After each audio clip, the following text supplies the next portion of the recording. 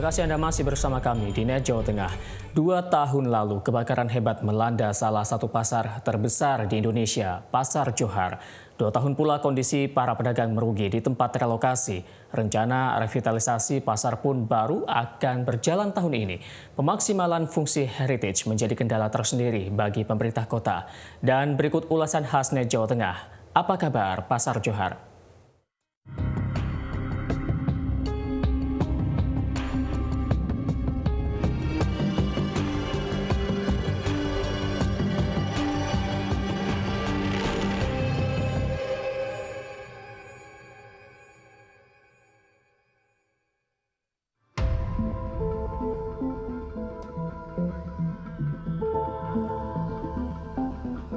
Dulu, tempat ini jadi kebanggaan kota.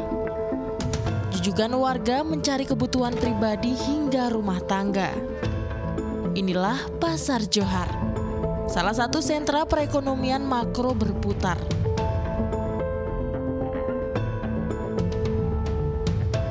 Sempat menjadi pasar terbaik dan terbesar se-Asia Tenggara pada tahun 1950-an, kini wajah Pasar Johar berantakan.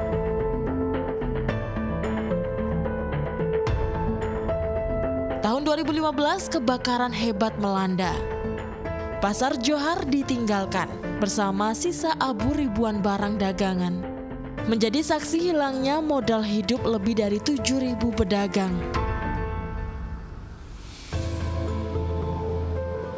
Mencoba perbaiki keadaan pasca musibah, bulan Maret 2016 pemerintah kota membangun relokasi sementara di kawasan Masjid Agung Jawa Tengah. Sayang, alih-alih ingin kembalikan ekonomi, nyatanya pedagang semakin merugi. Kalau yang dulu jauh banget sih Mbak. Kalau pertama pindah ke sini memang kita bagus. Habis lebaran Mbak kita yang di sini. Kadang sepi, nggak laku. Kadang laku 1 atau 2 potong. Bahkan pulang pun nggak bawa uang. Itu sering kebanyakan pedagang yang di sini merasakan seperti itu. Kalau di sini tuh pelanggannya banyak yang beli yang di tempat yang lama gitu loh. Di sini sepi, banyak istirahatnya dibanding yang kalau di sana kan jualannya rame jadi nggak jarang istirahat. Di sini banyak istirahatnya.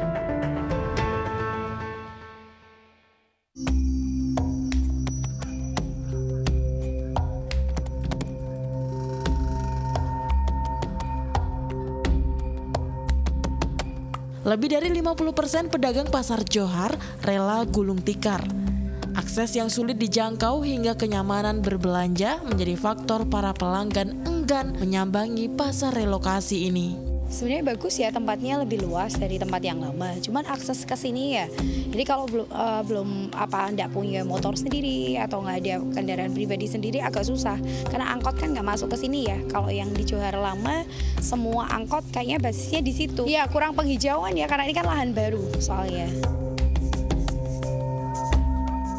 2 tahun terombang-ambing menunggu hal yang tak pasti, warga dan pedagang berharap Pasar Johar kembali berdiri kokoh untuk ditempati. Pemerintah pun sejatinya telah alokasikan dana hingga 1 triliun rupiah untuk pembangunan pasar seluas lebih dari 4 hektar ini.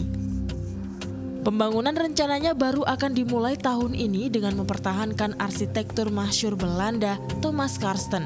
Hampir 2 tahun, pemerintah kota sedang menyiapkan beberapa dokumen pendukung, dokumen perencanaan, kemudian kita mengkaji sejauh mana potensi kekuatan Pasar Johar, khususnya Pasar Johar yang heritage, di mana yang terbakar ini bisa dibangun kembali. Karena ada fungsi yang sangat penting ketika Pasar Johar itu sebagai pusat perekonomian di kota Semarang, namun ada fungsi terkait dengan masalah undang-undang, yaitu fungsi cagar budaya.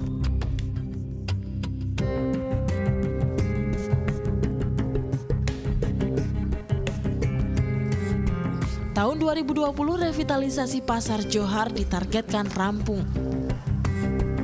Perencanaan memang sedang ditata, tapi pemerintah dirasa kurang aktif menyuarakan bagaimana progres ladang penghasilan ribuan para pencari keuntungan. Jadi kalau menurut saya kan yang namanya perencanaan itu memang lama.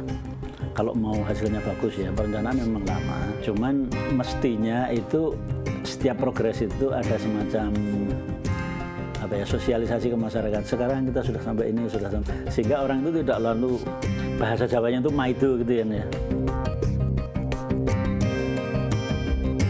Desakan hidup terus berjalan, pedagang pun juga butuh makan.